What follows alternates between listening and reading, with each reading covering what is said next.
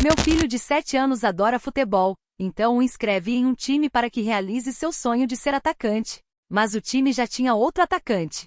Então fui falar com a mãe do outro atacante para que por favor cedessem o lugar para o meu filho, pois senão ele se sentiria mal e poderia ficar traumatizado para a vida toda. Mas nem ela nem o treinador quiseram. Meu filho de 7 anos adora futebol, então o inscreve em um time para que realize seu sonho de ser atacante.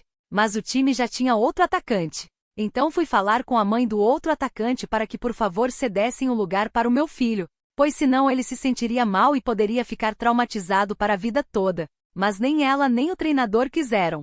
Eu pertenço a uma das famílias mais tradicionais e influentes da nossa região, onde o prestígio e o sucesso nunca foram meras opções, mas sim obrigações de nascimento. Desde muito jovem aprendi que a imagem que projetamos na sociedade define o respeito que recebemos em troca. Quando meu filho Enzo completou 7 anos e demonstrou interesse pelo esporte, soube imediatamente que precisava matriculá-lo no clube de futebol da nossa alta sociedade. O nosso sobrenome carrega um peso histórico absurdo naquele ambiente, e nada mais justo do que meu filho ter o destaque que lhe cabe por direito. Um garoto com a nossa linhagem não foi feito para compor a massa invisível, mas sim para liderar e ser o centro das atenções. Enzo sempre teve uma paixão contagiante por futebol, passando horas assistindo às grandes estrelas globais na televisão de casa. Ele me dizia com os olhos brilhando que seu maior desejo era ser o atacante titular, aquele que marca os gols decisivos e carrega o time nas costas.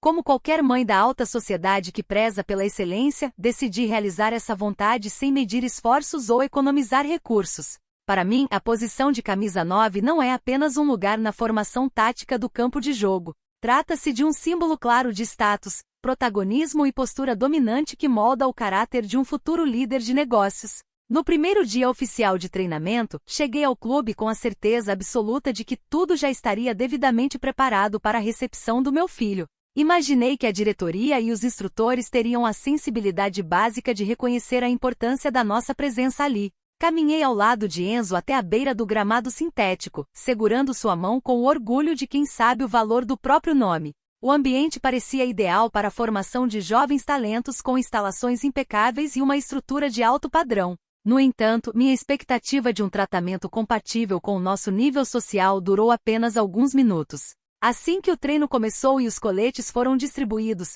presenciei uma cena verdadeiramente grotesca e inaceitável. A camisa de atacante titular, a vaga principal de comando no ataque, foi entregue a um garoto chamado Bernardo. Meu filho foi jogado para a lateral do campo, uma posição secundária e apagada que jamais aceitarei para um herdeiro da minha família. Fiquei completamente chocada com a falta de visão estratégica e a ausência total de critério daquela comissão técnica. Colocar o Enzo no banco ou em uma posição de apoio era uma afronta direta à nossa dignidade. Ao olhar para as arquibancadas, identifiquei imediatamente a mãe desse tal Bernardo, uma mulher chamada Renata. Bastava uma olhada rápida para perceber que Renata destoava completamente daquele ambiente refinado do clube. Ela vestia roupas extremamente simples, carregava uma bolsa sem qualquer grife conhecida e exibia um ar de quem claramente não pertencia ao nosso círculo. Foi doloroso ver uma pessoa sem qualquer relevância social ocupando um espaço de destaque que pertencia por justiça ao meu filho. Ficou evidente que havia ocorrido um erro primário de avaliação que precisava ser corrigido antes que causasse estragos maiores. A simples ideia de ver o meu filho eclipsado por alguém de origem tão modesta me causou uma indigestão física imediata. Não se trata de preconceito, mas sim de uma leitura fria e realista sobre a ordem natural das coisas na sociedade. Quem investe pesado na instituição e sustenta o prestígio do local deve ter prioridade sobre aqueles que apenas usufruem do espaço.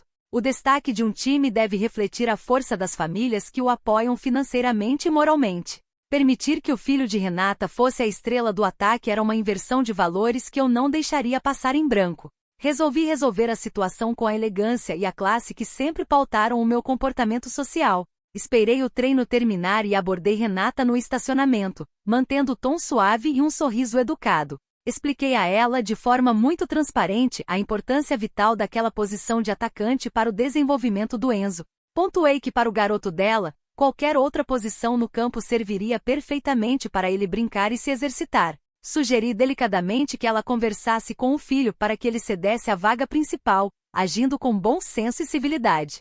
Para minha absoluta surpresa e indignação, Renata respondeu com uma grosseria inacreditável e uma postura extremamente agressiva. Ela se recusou categoricamente a cooperar, alegando que seu filho havia merecido a vaga por mérito nos treinos anteriores. Fiquei perplexa com a falta de compostura e audácia de uma mulher que claramente não sabe o seu lugar. Tentei argumentar que a recusa dela estava criando um problema desnecessário entre famílias do mesmo ambiente. Ela simplesmente me deu as costas de forma rude, demonstrando uma ignorância chocante para com a minha boa vontade. Sem perder o porte, dirigi-me imediatamente ao escritório do treinador do time, o Sr. Carlos. Exigi uma reunião de urgência para alinhar os ponteiros sobre a escalação errônea do meu filho. Expliquei ao Carlos que negar a vaga de atacante ao Enzo traria sérias sequelas emocionais para o menino.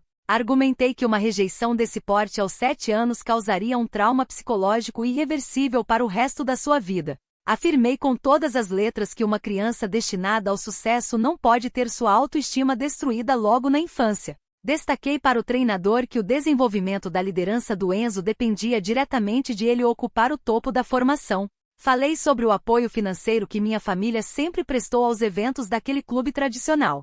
Deixei transparente que a manutenção dessa relação harmoniosa dependia do respeito à hierarquia das famílias envolvidas. Acreditei que qualquer profissional com o mínimo de inteligência comercial entenderia o recado sutil e faria o ajuste necessário. Afinal, agradar aos membros patrocinadores é a regra mais básica de sobrevivência de qualquer instituição privada. Para meu completo espanto, o técnico Carlos me encarou com um olhar frio e uma arrogância inacreditável. Ele disparou que no time dele as posições eram conquistadas estritamente por rendimento esportivo e disciplina nos treinos. Afirmou sem o menor pudor que não aceitava interferências de pais na escalação técnica dos jogadores de 7 anos. Foi um tapa na cara da minha gentileza ouvir um mero instrutor de futebol falar comigo daquela maneira petulante. Ele minimizou completamente os riscos de trauma na saúde mental do meu filho, tratando a situação como se fosse capricho. Saí da sala do treinador possessa de raiva com o desrespeito e a falta de visão estratégica daquela equipe. Nunca na minha vida fui tratada com tamanha desconsideração por pessoas que deveriam prestar um serviço de qualidade. Trancar o futuro brilhante do meu filho por causa da teimosia de um instrutor e do egoísmo de uma pessoa comum é algo inaceitável. A reação grosseira daquela gente só serviu para confirmar que o ambiente do clube está profundamente contaminado pela inveja. Prometi a mim mesma naquele instante que moveria mundo e fundos para colocar Enzo na posição que lhe pertence por direito. Comentários da história principal. Usuário anônimo diz: aparentemente agora a camisa 9 do time sub-7 vem com taxa de condomínio e certificado de propriedade imobiliária quitado.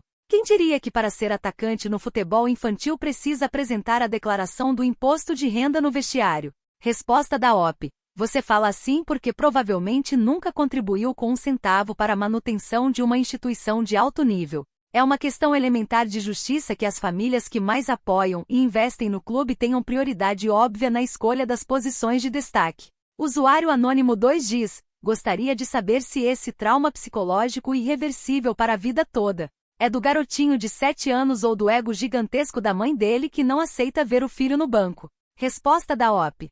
Mães de verdade lutam pelo futuro brilhante dos seus filhos e não aceitam passivamente que pessoas medíocres atrasem o desenvolvimento emocional de crianças destinadas ao topo.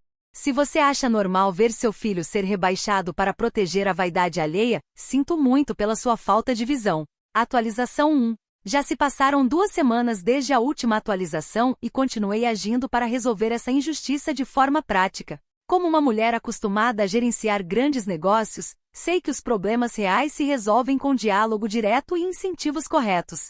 Não podia permitir que o talento do Enzo continuasse desperdiçado na lateral por causa da falta de estrutura do clube. Por isso decidi tomar uma atitude generosa que beneficiaria não apenas o meu filho, mas toda a equipe de futebol. Agendei uma reunião a sós com o técnico Carlos na sala da comissão para apresentar uma proposta verdadeiramente irrecusável. Durante a conversa, expliquei que estava disposta a patrocinar integralmente os uniformes mais caros e modernos do mercado para todo o time. Prometi também doar materiais de treinamento importados de altíssima qualidade para elevar o nível da escolinha do clube. Impus apenas uma condição transparente e perfeitamente razoável: que Enzo assumisse a titularidade indiscutível na vaga de atacante. Qualquer pessoa com um mínimo de inteligência administrativa enxergaria nisso uma oportunidade de ouro para a instituição esportiva. Afinal, a troca de uma simples posição traria um investimento financeiro maciço que beneficiava todas as crianças envolvidas. Para minha total indignação, o técnico Carlos reagiu à minha proposta com uma ignorância e uma falta de modos assustadoras. Ele rejeitou a doação de forma abrupta, elevando a voz e dizendo que aquilo parecia uma tentativa escancarada de suborno. Fiquei profundamente insultada com o vocabulário chulo utilizado por um mero instrutor contratado pelo clube onde sou sócia. Chamar uma contribuição de alto padrão de suborno é uma distorção perversa típica de mentes limitadas que não entendem de parcerias. Percebi ali que negociar diretamente com um homem tomado pelo orgulho e pela inveja seria uma grande perda de tempo. Diante da postura irredutível do treinador, entendi que precisava mudar imediatamente a minha tática de atuação. Se a comissão técnica se recusava a enxergar a realidade, o ambiente social do clube precisava ser devidamente informado. Passei a frequentar o lounge do clube com mais assiduidade durante os horários de treino das crianças. Comecei a me aproximar das outras mães de classe alta que frequentam as instalações para tomar um café e conversar. Criei um clima amigável e refinado para introduzir o assunto da escalação de forma sutil e natural nas conversas. Espalhei comentários discretos sobre a situação financeira duvidosa e incerta da família da tal Renata. Questionei abertamente entre os presentes se aquela mulher tinha sequer condições econômicas de manter as mensalidades em dia. Deixei transparecer minha preocupação com a presença de pessoas que talvez não estivessem cumprindo com as obrigações do clube. É fundamental que um ambiente exclusivo mantenha um padrão rígido de frequência para a segurança de todas as famílias. As mães ao redor pareceram muito receptivas às minhas observações, demonstrando clara inquietação com o que expus. Paralelamente às conversas sociais no lounge, decidi acionar os meios institucionais oficiais contra a conduta do técnico. Elaborei uma notificação formal e extremamente técnica direcionada à alta diretoria executiva do clube local. Na carta, detalhei a conduta parcial do treinador Carlos e a forma desrespeitosa com que tratou minha família. Acusei o instrutor de demonstrar claros privilégios e favorecimento injustificado em prol do filho da Renata. Não fazia sentido um funcionário do clube preterir o herdeiro de um grande doador em favor de um novato sem histórico. Incluí na notificação uma cláusula claríssima sobre os desdobramentos financeiros caso providências não fossem tomadas. Ameacei suspender imediatamente todas as minhas doações anuais e patrocínios de eventos sociais da instituição. Exigi formalmente o afastamento imediato do técnico Carlos por incapacidade de gestão e conduta antiética. Mostrei que a permanência dele no cargo traria prejuízos financeiros concretos para os cofres do próprio clube. Uma diretoria responsável jamais colocaria em risco o orçamento de uma temporada inteira por causa de um simples técnico. Ao agir dessa forma, cumpri meu papel de proteger não só o futuro do Enzo, mas o próprio padrão da instituição. O clube precisa entender que o respeito aos seus membros mais ilustres é a base que sustenta toda a estrutura. Não podemos permitir que o preconceito contra famílias abastadas vire a regra dentro das nossas próprias instalações. A minha postura foi totalmente firme, transparente e alinhada com os princípios de liderança que sempre exerci.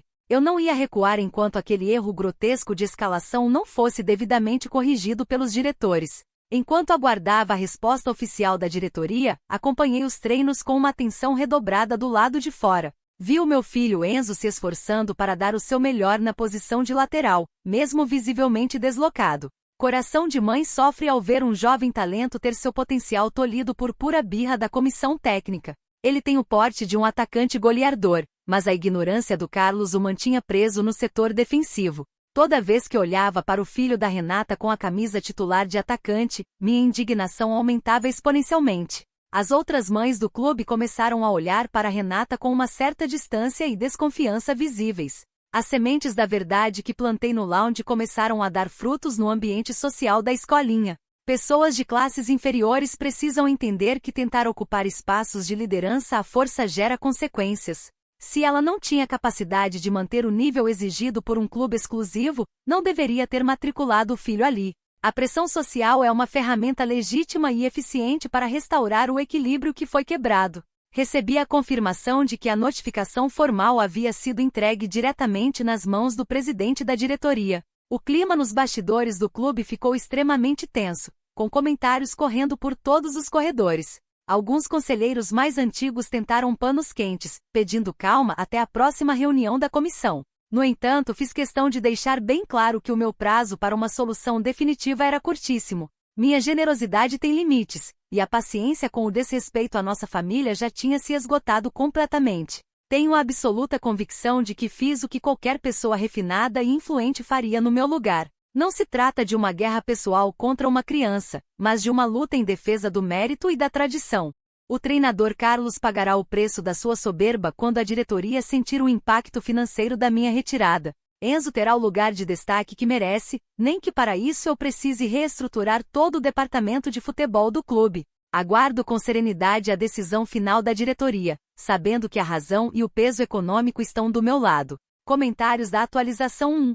Usuário anônimo diz: que vexame tentar comprar a camisa 9 de um time de crianças de 7 anos com uniforme importado e ser expulsa da sala pelo treinador. O seu dinheiro pelo visto compra muita coisa, menos a noção e a vaga do garoto na Marran. Resposta da OP: o treinador é um orgulhoso sem a menor visão de negócios que prefere manter a escolinha na mediocridade do que aceitar um investimento de alto nível. Qualquer profissional inteligente teria abraçado a parceria, mas a ignorância dessa gente prefere a ruína financeira ao sucesso. Usuário anônimo 2 diz: teve uma mulher exatamente igual a você no clube do meu condomínio que tentou queimar outra mãe por causa de natação e acabou virando motivo de chacota de todos os moradores.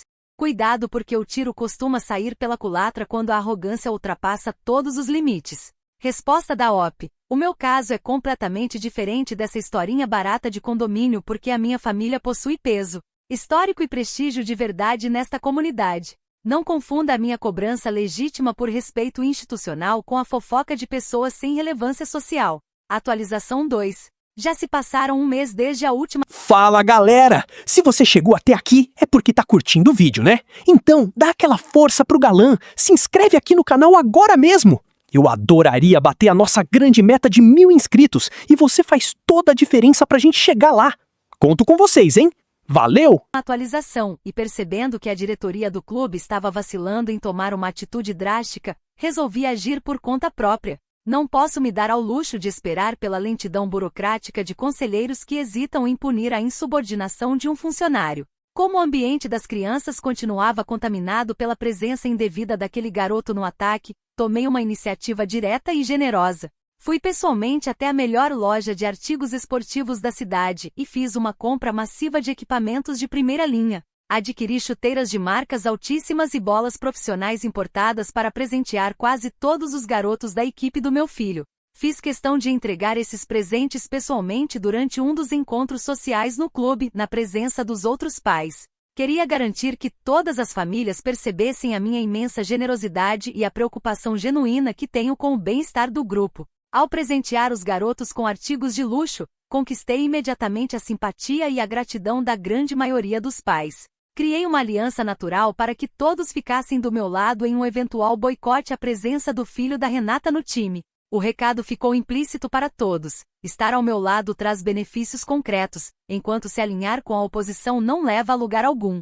Paralelamente a essa ação de aproximação com os outros pais, passei a intervir diretamente durante as sessões de treinamento no gramado. Chegava cedo ao clube e fazia questão de me sentar bem perto da linha lateral, a poucos metros de onde as jogadas aconteciam. Não podia continuar assistindo passivamente às falhas técnicas daquele menino sem expressar a minha indignação como espectadora. A cada passe errado ou chute comovente de fraqueza que o Bernardo dava, eu soltava suspiros audíveis e profundos de lamentação. Acompanhava os erros dele com gestos de negação com a cabeça, garantindo que todos ao redor vissem o meu descontentamento.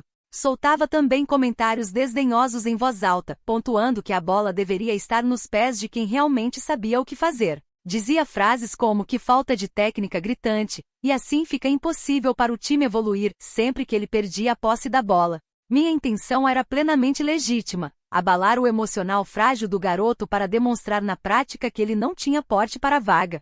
Se o treinador se recusava a enxergar a incapacidade do menino, a pressão da realidade no campo faria esse trabalho por ele. Bernardo precisava entender por conta própria que a camisa 9 do clube era pesada demais para o seu nível futebolístico.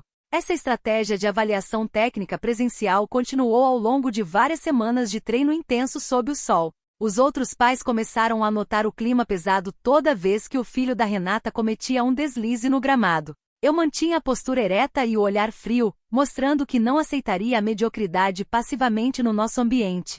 Enzo me olhava da lateral do campo com uma expressão atenta, sabendo que a mãe dele estava lutando bravamente por ele. Estava convicta de que essa constante exposição das falhas do menino forçaria a comissão técnica a tomar uma atitude de substituição. No entanto, a mãe do garoto, tomada por um desespero vulgar, resolveu perder o controle de forma lamentável. Ao final de um dos treinos da tarde, Renata me abordou de surpresa no estacionamento privado do clube. Ela veio gritando descontroladamente no meio de outros sócios, me chamando de mulher sem noção e sem limites. Exigiu em tom histérico que eu parasse de observar e fazer comentários sobre o desempenho do filho dela durante os treinos.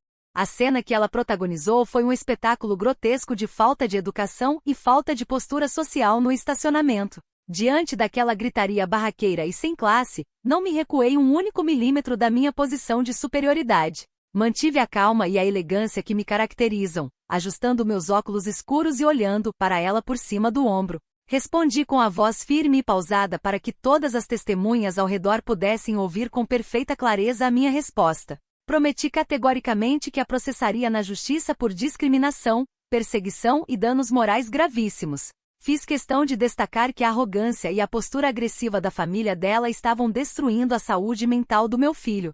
Sustentei que a ganância e o egoísmo desmedido de Renata ao manter o filho numa vaga indevida causavam sofrimento ao Enzo. Ela ficou pálida com a minha firmeza jurídica e a frieza com que devolvi o seu ataque histérico diante do público. Pessoas da classe dela acham que podem gritar e intimidar sem sofrer consequências legais e financeiras à altura. Deixei bem claro que os meus advogados já estavam instruídos a documentar cada agressão verbal sofrida por mim e por Enzo. Se ela queria travar uma batalha no campo pessoal e judicial, descobriria da pior maneira possível o peso da minha estrutura. A discussão terminou com ela se afastando pisando fundo, enquanto eu entrava com absoluta calma no meu carro importado.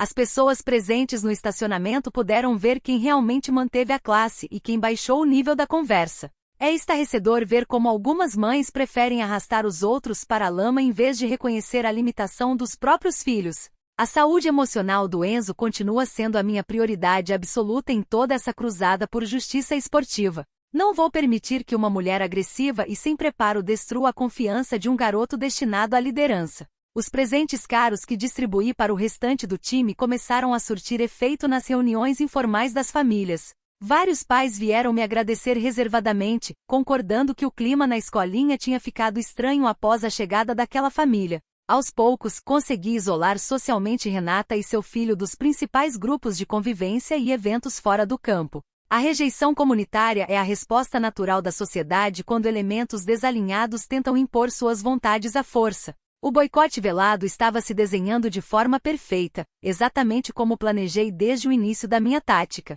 O técnico Carlos continuava fingindo que não via o abalo emocional que a situação causava na dinâmica da equipe. Mas a insatisfação geral do público ao redor do gramado já era algo impossível de ser ignorado por muito mais tempo. Cada suspiro meu na arquibancada contava com o apoio silencioso de dezenas de sócios que concordavam com a minha visão.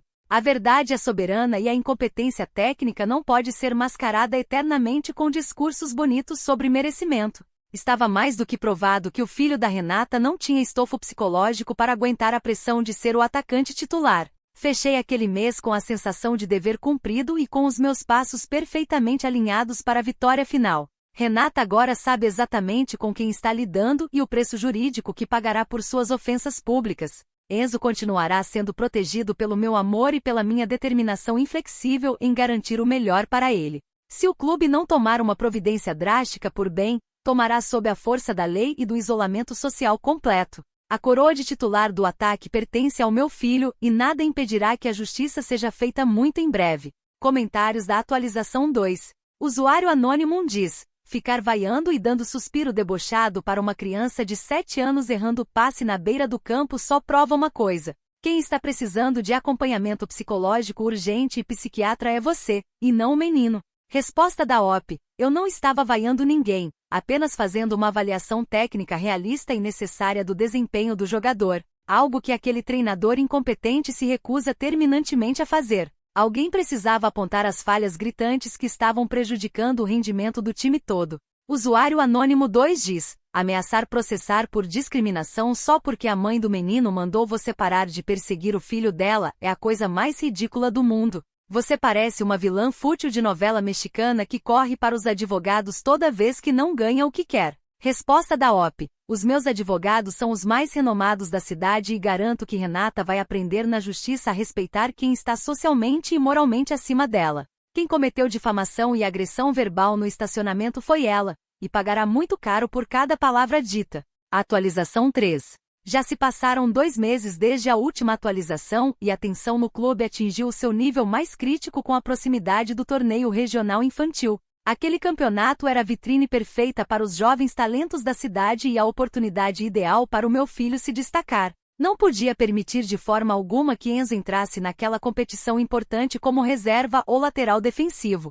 Diante da inércia dos gestores e da persistência do técnico em manter o filho da Renata na frente, decidi dar minha cartada final. Exigi formalmente por meio de notificação extrajudicial a convocação imediata de uma assembleia extraordinária com toda a diretoria e os pais. A reunião devia ser agendada obrigatoriamente para poucos dias antes do primeiro jogo oficial do campeonato regional. Cancelei todos os meus compromissos profissionais e pessoais durante dias inteiros para me dedicar à preparação daquele momento. Elaborei uma apresentação em slides minuciosa, repleta de gráficos, fotos, cronogramas e análises de desempenho do time. Meu objetivo era expor publicamente o que classifiquei como uma gestão arbitrária, má conduta e perseguição velada contra o meu filho. Mostrei em cada slide como Enzo estava sendo injustamente relegado a posições secundárias para beneficiar uma escolha sem critérios técnicos. Compilei dados estatísticos inventados por mim sobre os erros do filho da Renata nos treinos recentes para embasar a apresentação.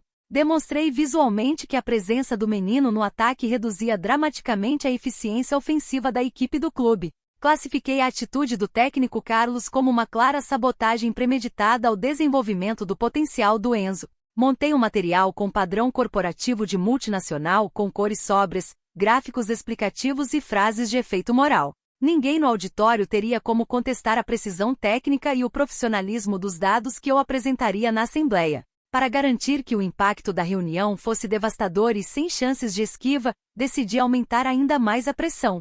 Mandei uma mensagem longa e contundente no grupo geral de aplicativo de mensagens de todos os pais do time de futebol. Fiz um alerta solene e transparente sobre os riscos institucionais que a diretoria do clube estava correndo com essa postura. Avisei que se providências disciplinares imediatas não fossem tomadas contra o técnico Carlos, a situação tomaria dimensões públicas. Exigi abertamente na mensagem que a família de Renata cedesse a titularidade do ataque ao meu filho antes do torneio começar. Deixei registrado no grupo que caso minhas exigências legítimas não fossem atendidas, eu chamaria a imprensa local imediatamente.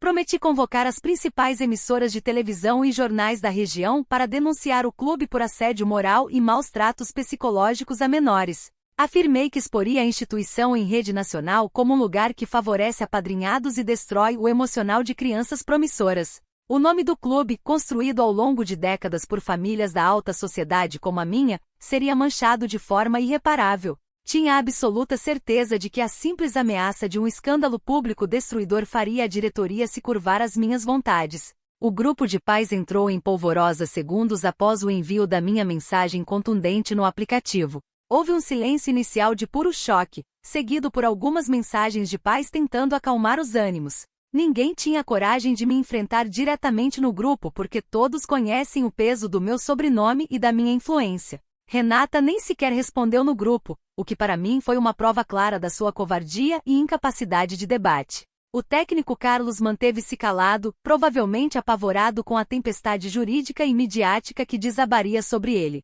A diretoria do clube tentou entrar em contato telefônico comigo no mesmo dia para tentar agendar uma conversa informal e privada. Recusei prontamente todas as chamadas e avisos de secretários, exigindo que qualquer diálogo ocorresse na Assembleia Oficial. Não aceitaria acertos de bastidores ou promessas vagas ditas ao telefone por conselheiros desesperados. A prestação de contas teria que ser feita no palco do auditório, na frente de todos os sócios e das famílias envolvidas.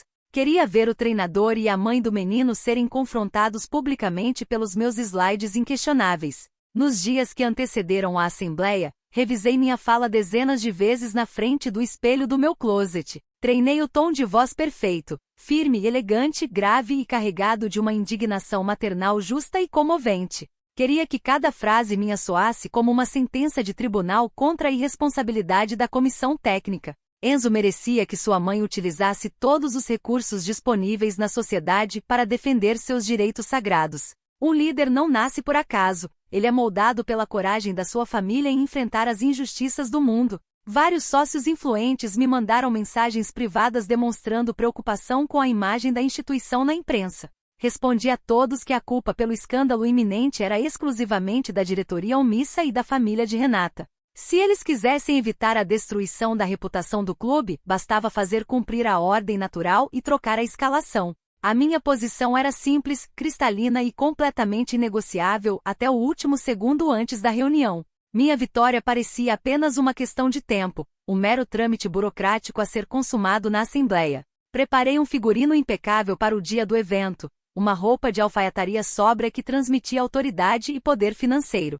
Cada detalhe da minha imagem foi pensado para reforçar a diferença abissal entre a minha postura e a da oposição.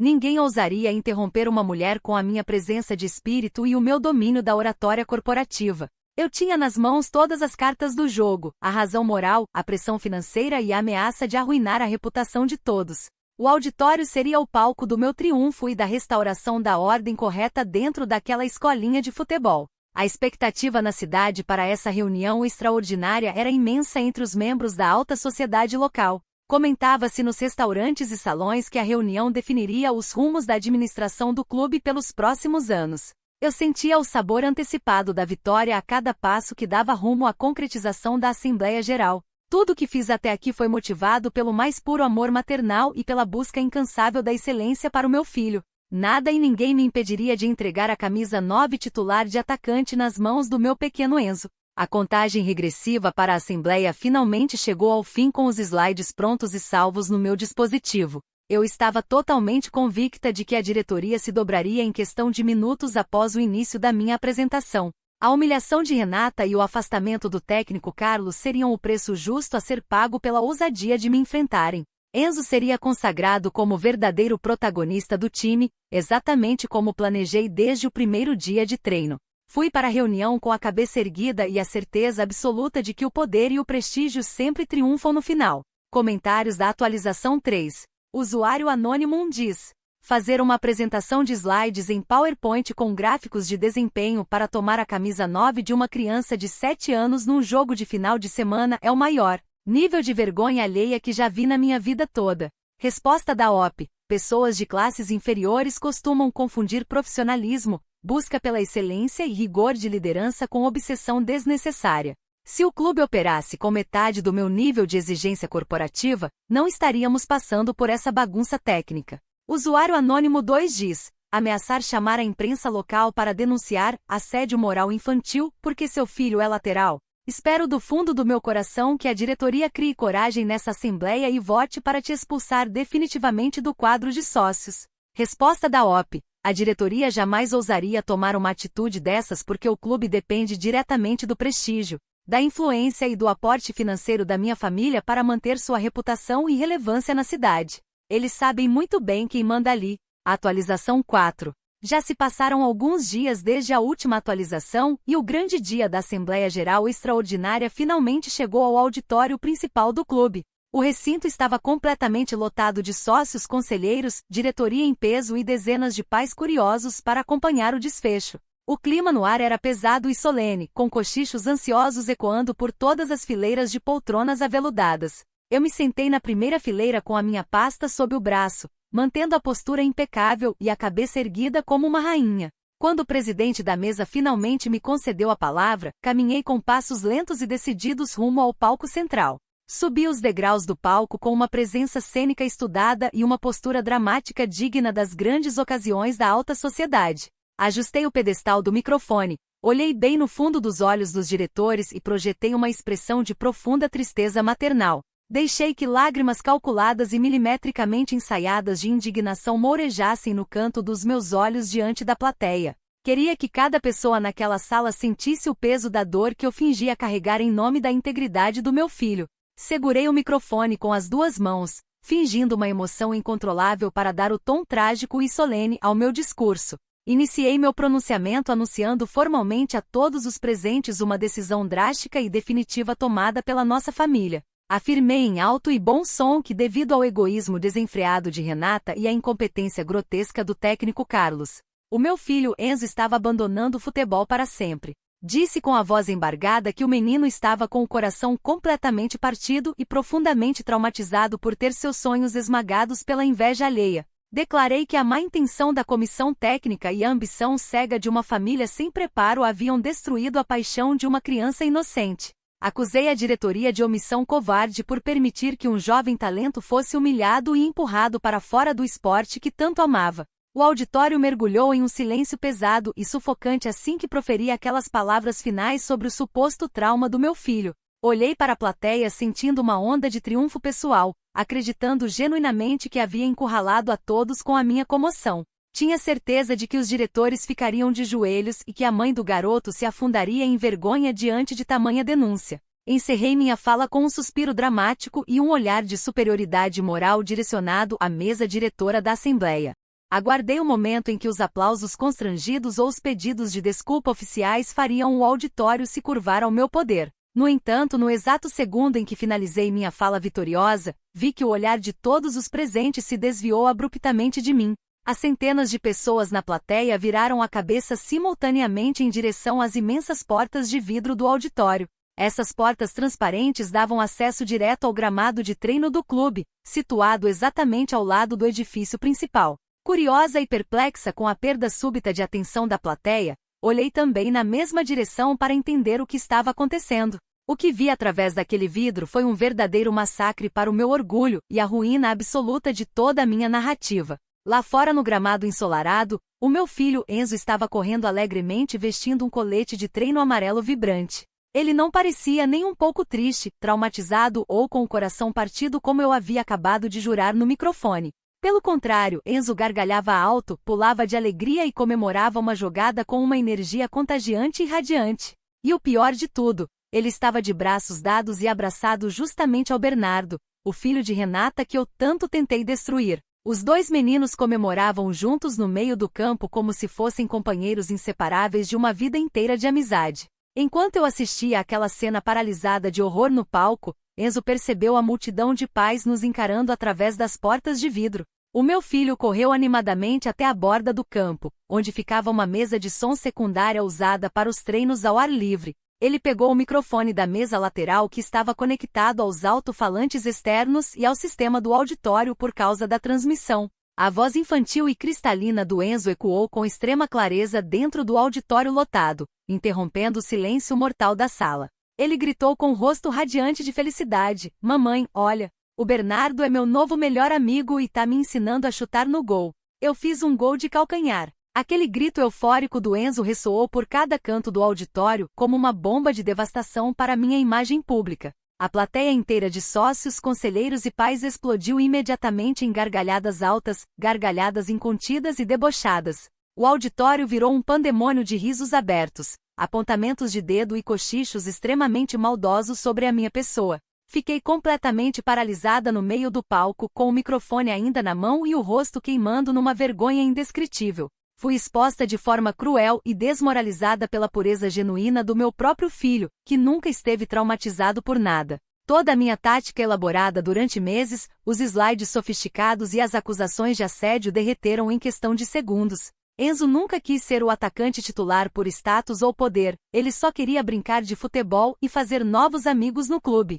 Bernardo nunca foi seu inimigo ou seu rival, mas sim a criança que teve a generosidade de ensiná-lo a fazer um gol de calcanhar. A paranoia classista e o egoísmo gigantesco que me moveram aquele tempo todo foram jogados na minha cara diante de toda a cidade. Não havia argumento jurídico, postura refinada ou nota de assessoria que pudesse me salvar daquele ridículo público monumental. Olhei para o lado e vi Renata me encarando com um sorriso contido de vitória absoluta e uma serenidade que me destruiu por dentro. O técnico Carlos abanava a cabeça com um desdém indisfarçável, trocando olhares de deboche com os membros da diretoria do clube. Os sócios que eu tentei impressionar com a minha classe olhavam para mim com um desprezo profundo e uma pena humilhante. A minha autoridade moral e o prestígio da minha família desmoronaram no chão daquele auditório de forma irreversível e definitiva. Tive que engolir a seco o fel da vergonha pública, sem ter para onde correr ou como consertar o estrago na minha reputação. Recolhi minhas coisas do púlpito com as mãos trêmulas, tentando desesperadamente manter um resto de dignidade que já não existia. Desci os degraus do palco sob o olhar severo e debochado de dezenas de pessoas que comentavam alto a minha derrota social. Caminhei pelo corredor central com a cabeça baixa, ouvindo rezinhos abafados e sussurros de desdém a cada passo que dava. A sensação de expulsão invisível e deste erro social tomou conta do meu peito enquanto eu cruzava as portas de saída do edifício. O clube que eu achava dominar com o meu dinheiro e o meu sobrenome me expulsou não com força, mas com o riso da minha própria futilidade. Do lado de fora, vi Enzo correndo feliz no gramado ao lado de Bernardo, sem ter a menor noção do colapso que havia provocado na minha vida. Minha tão preada dignidade e a reputação da minha família ruíram por completo no chão daquele clube que agora me despreza. Não haverá nota oficial, processo judicial ou ameaça que limpe a humilhação de ter sido desmascarada pela inocência do meu filho. Saí dali sabendo que me tornei a piada oficial da alta sociedade local, o exemplo perfeito de arrogância punida pelo ridículo. Restou-me apenas entrar no carro e ir embora em silêncio, derrotada e destruída pela realidade que tentei manipular a todo custo.